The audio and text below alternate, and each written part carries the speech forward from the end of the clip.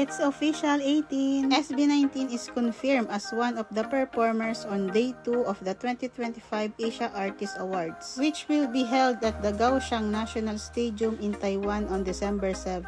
This will be SB19's second time to perform at the Asia Artist Award or AAA. They first hit the AAA stage in 2023 in Bulacan. To note, they will coming from the Sydney leg of their Simula at Wakas tour at the Norwest Convention Center in Australia. And how long the flight from Sydney to Taiwan? According to Google, a non-stop flight from Sydney to Taipei takes approximately 9 to 9.5 hours. And Australia time is only 2 hours ahead of Taiwan.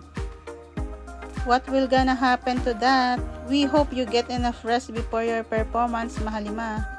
Magandang gabi po sa inyong lahat. Opo, tama po. Magandang gabi po sa inyo lahat. Maraming salamat po ulit para sa pagkakataon po na ito na makapag-perform kami sa inyong harap. At noon po, pangarap lang po namin ang makapag-release ng kanta. Pero ngayon, nasa harap niyo na po kami at tumatanggap ng award.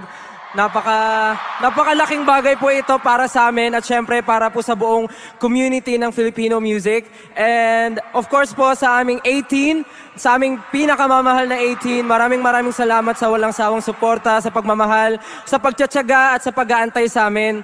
Inuulit po namin itong award na to hindi lang para sa amin, para sa ating lahat to. And of course, we are very happy and we are very honored to represent and to showcase the Filipino music all around the world. Muli kami po ang SB19. Maraming salamat po.